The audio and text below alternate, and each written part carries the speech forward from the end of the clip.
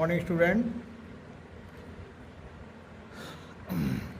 हमने पहली वीडियो में आपको बताया था कि इनफाइनेटिव, नॉन फाइनेटिव एंड इनफाइनेटिव के विषय में बताया था। आज हमारी जो नेक्स्ट वीडियो है बेयर इनफाइनेटिव के संबंध में आपको बताना है कि बेयर इनफाइनेटिव क्या होता है। तो बेयर इनफाइनेटिव का मतलब होता है कि जो विदाउट टू, जिन ट्रांजिटिव वर्ब के साथ में हम टू का प्रयोग नहीं करते हैं। और टू का प्रयोग देखिए, आपको बता दें यहाँ पर कि please, here, see, need not, feel, dare not, make, let, bid, bade, behold, no. इन क्रियाओं के साथ हमें बेयर इनफाइनेटिव का प्रयोग करना पड़ता है। यदि जब हम किसी सेंटेंस में प्लीज का प्रयोग, हियर का प्रयोग, सी का प्रयोग, नीड नॉट का प्रयोग, फील का प्रयोग हम मुख्य क्रिया के रूप में प्रयोग करते हैं, जब ये सभी क्रियाएं मुख्य क्रिया के रूप में होती हैं, मेन वर्ब के रूप में वाक्य में अपना काम करती हैं, तब इनके आने वाला जो इनफाइनेटिव होता है वो बेयर इनफाइनेटिव होता है। हम उनके साथ हमें विदाउट टू का करते हैं। तो यहाँ देख रहे हैं आप, कुछ वर्ब क्रियाएं ऐसी होती हैं जिनके साथ बेयर इनफाइनेटिव का प्रयोग होता है। अर्थात निम्नलिखित वर्ब जब किसी वाक्य में मेन वर्ब के रूप में प्रयोग की जाती हैं तो इन क्रियाओं के साथ बेयर इनफाइनेटिव का प्रयोग बिना टू या टू रहित इनफाइनेटिव का प्रयोग किया जाता है। ये निम्नलिखित हैं, निम्नलिखित क्रिया हैं please, here, see, need not. हाँ, एक बात और बता दें आपको, यदि ये क्रियाएं फर्स्ट फॉर्म में हैं, आपको दिखा रहे हैं, आपको फर्स्ट फॉर्म में है, यदि ये सेकंड फॉर्म में हो, थर्ड फॉर्म में, तब भी हम इनके साथ किसी भी जो इनफाइनेटिव प्रयोग किया जाएगा वो हमेशा बेयर इनफाइनेटिव का प्रयोग किया जाता है। ठीक, तो इन क्रियाओं को आपको ये थोड़ा माइंड में रखना है, बहुत इनको ठीक से समझना है कि ये क्रियाएं जब भी मेन वर्ब के रूप में प्रयोग की जाएंगी तो इनके बाद आने वाला जो इनफाइनेटिव होगा वो बेयर इनफाइनेटिव होगा। क्लियर? एग्जाम्पल आप देख रहे हैं, प्लीज सिट डाउन। अब आप देख रहे हैं प्लीज सिट डाउन, अगर यदि हम प्लीज हटा दें तो सिट डाउन बोलते हैं। अब सिट डाउन के लिए हम टू सिट डाउन, अगर हम इसके साथ में टू सिट डाउन बोलें तो ये अपना अर्थ अलग देता है। और प्लीज सिट डाउन देते हैं तो प्लीज, आप देख रहे हैं प्लीज शब्द है, प्लीज क्रिया है, तो प्लीज सिट डाउन के रूप में आप देख रहे हैं। तो ये प्लीज के साथ बेयर इनफाइनेटिव का प्रयोग किया गया है।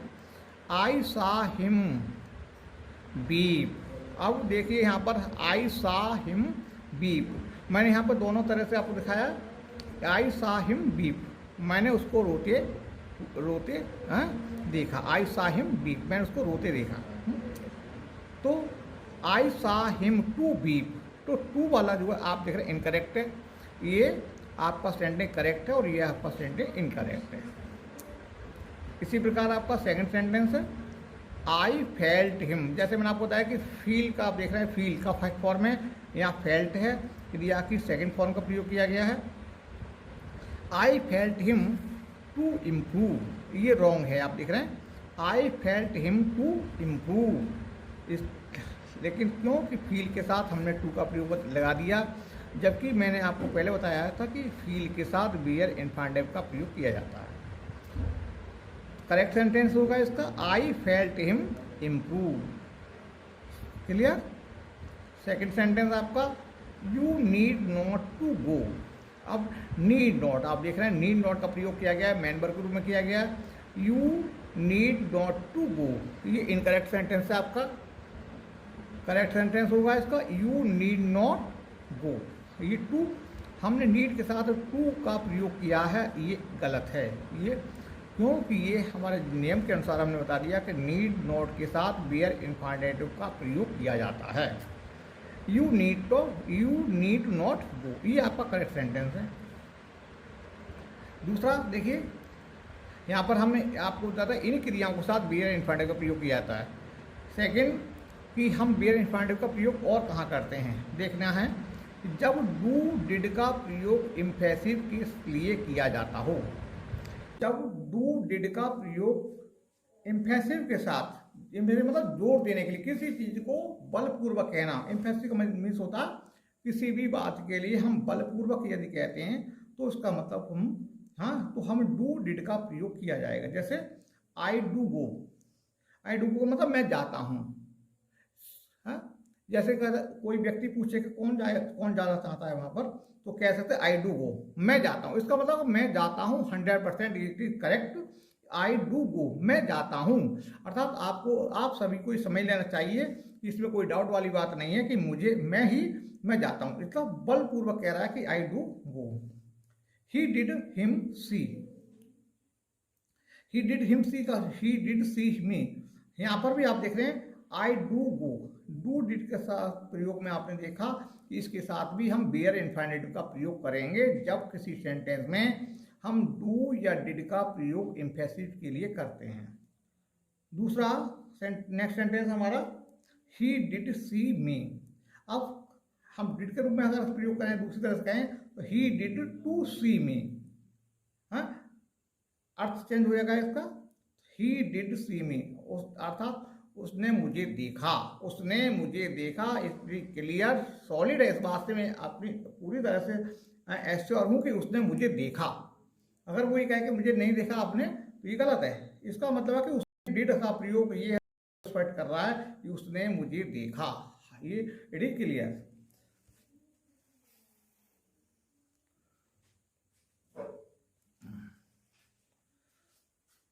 यही को पार्ट रखो जी। नेक्स्ट हम बी इंफिनिट का प्रयोग और कहाँ करेंगे? एडजेक्टिव बेटर के पश्चात। अगर यदि किसी सेंटेंस में एडजेक्टिव बेटर, बेटर एक एडजेक्टिव के रूप में काम करता है, ये एडजेक्टिव है, के पश्चात टू का प्रयोग नहीं किया जाता है। एग्जाम्पल है better be with the dead, better be with the dead. तो बेटर क्या है? हम अब बेटर के साथ अगर हम सामान्य रूप से प्रयोग करें तो better to be with the dead. दूसरा सेंटेंस आपका better dwell in the midst of the alarms. तो ये तो सेंटेंस में आप देख रहे हैं कि बेटर का प्रयोग के साथ हमने टू का प्रयोग, यहाँ पर टू दोनों वाक्यों में आप देखें यहाँ पर टू का प्रयोग होना चाहिए, लेकिन नियम के अनुसार जो हमारा इन्फिनिटिव का प्रयोग है, बेयर इन्फिनिटिव का प्रयोग जहाँ करते हैं वहाँ पर हमने टू का प्रयोग नहीं किया। Next had better, had rather, had sooner, had soon as. अर्थात ये चार जहाँ भी इन सभी के साथ हम क्या करते हैं, इन क्रियाओं के साथ भी हम, इन एडजेक्टिव के साथ भी हम बेयर इन्फिनिटिव का प्रयोग करते हैं। पश्चात भी टू का प्रयोग नहीं किया जाता, लिख दिया कि यहाँ पर इनके साथ भी टू का प्रयोग नहीं किया जाता है। एग्जाम्पल देखिए, you had better not remain here. You had better अर्थात ये उचित होगा कि आप यहाँ ना रहें। You had better not remain here, you had better अर्थात आपका ना रहना है उचित है। तो अगर हम सामान्य तरीके से हम इसको प्रयोग करें तो you had better not to remain here. यदि हमें नॉलेज नहीं है इन्फिनिटिव का प्रयोग का, तो हम सही रूप में हम क्या रख देंगे इसको, you had better not to remain here. जबकि ये ग्रामेटिकल मिस्टेक, ये क्या ग्रामर में हम इसको देखें तो ग्रामर में ये रॉन्ग सेंटेंस होगा। I had sooner run than work, I had sooner run than work. यहाँ भी आप देख रहे हैं हैड सूनर के साथ मैंने बताया वो हैड सूनर है। हैड सूनर के बाद भी हम बेयर इन्फिनिटिव का प्रयोग करते हैं। नेक्स्ट सेंटेंस आपका I had as soon run as walk. यहाँ भी आप देख रहे हैं हैड के साथ आपका सूनर के साथ टू रन का प्रयोग नहीं किया गया है। टू रन का अगर प्रयोग करें तो सामान्य तौर पे ये रॉन्ग कहलाएगा sentence, as walk. Question number, हाँ नेक्स्ट पॉइंट 5 आप ध्यान रखेंगे, कंजंक्शन देन के पश्चात भी टू का प्रयोग नहीं किया जाता है। अर्थात कंजंक्शन जहाँ पर प्रयोग किया जाए, कंजंक्शन कौन सा, देन। यदि देन कंजंक्शन का प्रयोग जहाँ भी हम करते हैं वहाँ पर हम बेयर इन्फिनिटिव का प्रयोग करते हैं। बेयर इन्फिनिटिव आप समझ गए होंगे, हमने पहले बता दिया कि बेयर इन्फिनिटिव का मतलब होता है कि विदाउट टू, जिन क्रियाओं के साथ हम ऐसे इन्फिनिटिव का प्रयोग करें जो बिना टू का। तो इसके लिए कुछ हमें नियम याद रखने की आवश्यकता होती है। ये सब आपके रूल्स हैं, इन सभी को आपको रूल्स को याद करेंगे। तो देख रहे हैं आप, कंजंक्शन देन के पश्चात भी हम टू का प्रयोग नहीं करते हैं, टू के पश्चात भी टू का प्रयोग नहीं किया जाता। He is better able to walk than run. He is better, he is better, तो क्या है, देन, देन के बाद देन टू रन, टू यहाँ आना चाहिए सामान्य तौर से, लेकिन यहाँ आने से सेंटेंस रॉन्ग हो जाएगा आपका। तो देख रहे हैं आप कि he is better able to run to walk than run. तीसरा है बट प्रीपोजिशन। आप देख रहे हैं ये बट लिखा हुआ है, थोड़ा सा समझ लेना, ये बट है। बट प्रीपोजिशन के पश्चात यदि उससे पहले वर्ब डू हो तो भी टू का प्रयोग नहीं करते हैं। ये पॉइंट आप थोड़ा सा अपनी कॉपी में नोट कर लेंगे, हाँ, ठीक से आप समझ लेंगे कि ये जहाँ भी आपको नोट करना है अपना नोट कीजिए। और बाकी आप इस वीडियो को पूरी वीडियो को बीच में आप ऐसा करते हैं, कुछ बच्चे के बीच में रोक देते हैं, कॉन्सेप्ट क्लियर नहीं हो पाता है। कॉन्सेप्ट क्लियर करने के लिए जितने भी वीडियो आपको दी जाती हो उस वीडियो को पूरा देखें और वीडियो को सब्सक्राइब करना ना भूलें, लाइक जरूर करें और सब्सक्राइब करना ना भूलें। आगे आप देखिए, बट प्रीपोजिशन के पश्चात यदि उससे पहले वर्ब डू हो तो भी टू का प्रयोग नहीं किया जाता। जैसे एग्जाम्पल है, he did nothing but laugh. He did, but के साथ आप देख रहे हैं, बट के साथ टू का प्रयोग नहीं किया गया। ये आप देख रहे हैं, इन सारी चीज़ों का विशेष तरीके से ध्यान रखेंगे। Finite and non finite kinds of non finite, पहले हमने आपको बता दिया, लेकिन थोड़ा सा एक बार थोड़ा याद दिला देते हैं, बच्चे हैं भूल जाते हैं अक्सर। इनफाइनाइटिव तीन प्रकार के होते हैं, इनफाइनाइटिव, जीरंड और पार्टिसिपल। मैं आगे बताने से पहले मैं इसके बारे में इनकी जो मेन फीचर्स हैं, मेन फंक्शन है, उसके बारे में बता देता हूँ। इनफाइनाइटिव हमेशा ये नाउन, वर्बल नाउन कहलाता है।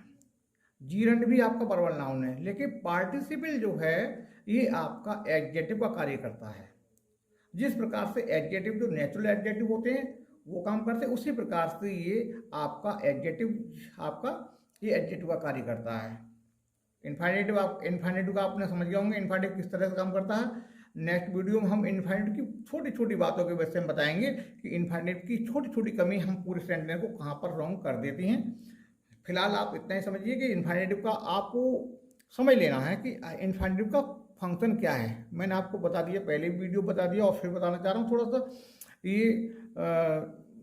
समझने की बात है कि इनफाइनेटिव हमारा वर्बल नाउन कहलाता है। जिस प्रकार से नाउन फंक्शन करता है उसी प्रकार से इनफाइनेटिव, और ये अक्सर वर्ब से ही बनते हैं। ये कहीं अपना स्पेशल किसी शब्द के नहीं होते हैं, बल्कि ये वर्ब से बनाए जाते हैं। क्रिया की फर्स्ट फॉर्म में हम पहले टू लगा देने से उनका अर्थ क्रिया ना होकर के नाउन बन जाता है। और नाउन का हमने आपको बताया, क्लास में बताते हैं कई बार कि ये नाउन सब क्रिया का, वर्ब का सब्जेक्ट होता है, वर्ब का ऑब्जेक्ट होता है, दूसरा कंप्लीमेंट ऑफ द, ये ऑब्जेक्ट होता है, ऑब्जेक्ट जो होता है ये कंप्लीमेंट का ऑब्जेक्ट होता है, प्रीपोजिशन का होता है, प्रीपोजिशन ऑब्जेक्ट होता है, और केस इन एपोजिशन।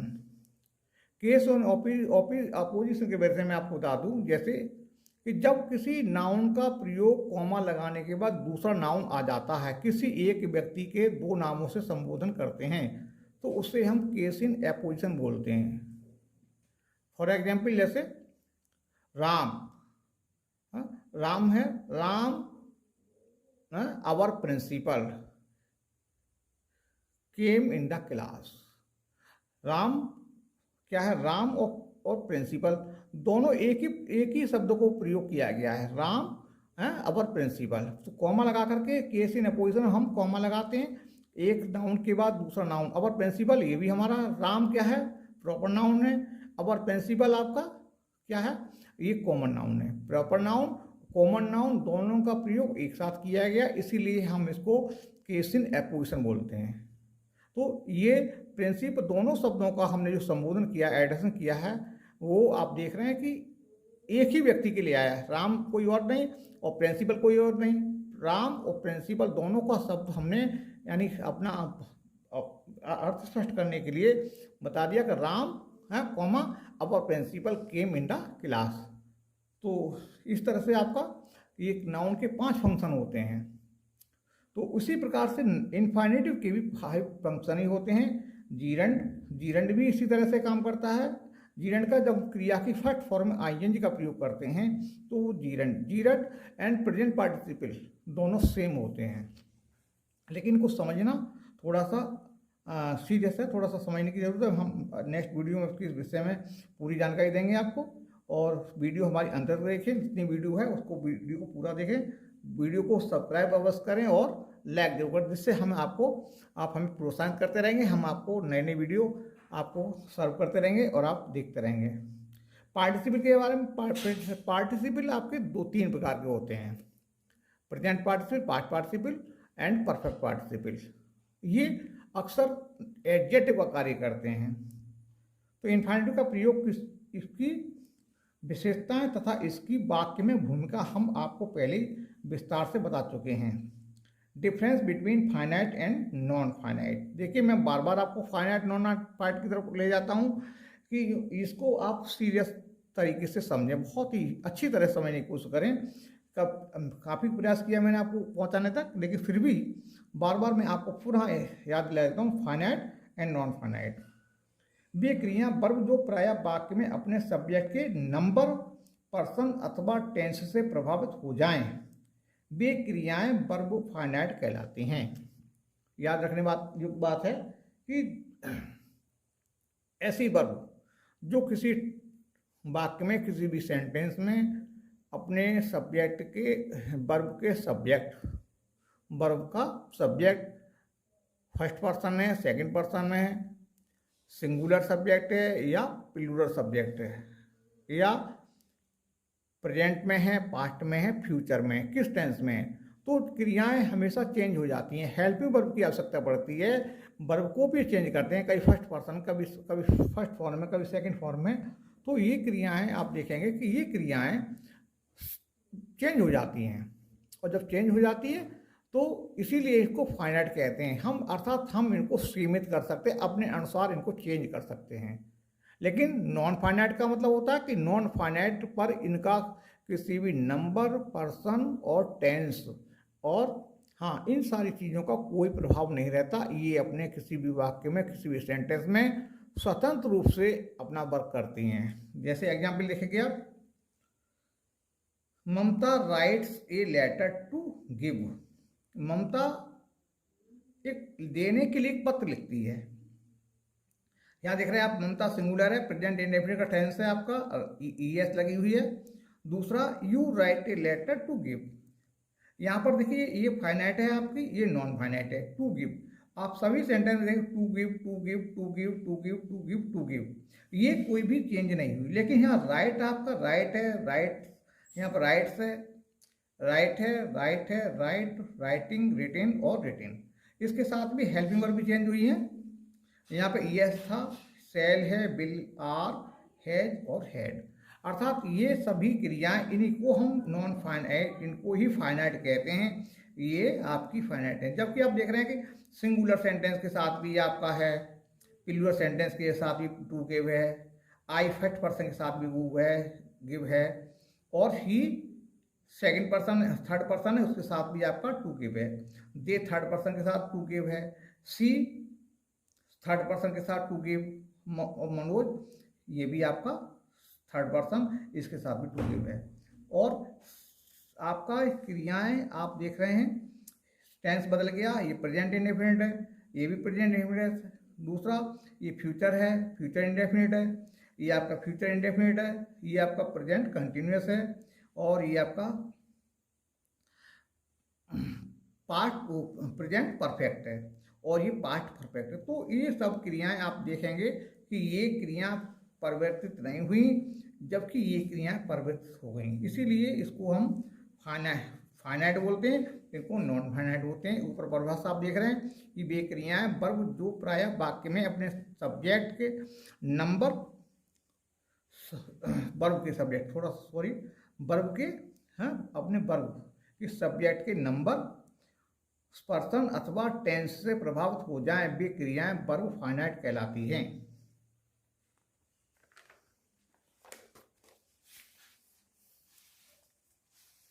दूसरा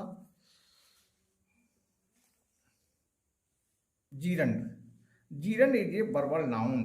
आई has exactly the same form as the present participle. ये आप देख रहे हैं कि ये बिल्कुल सेम उसी तरह से होती हैं जिस तरह से प्रेजेंट पार्टिसिपल होता है।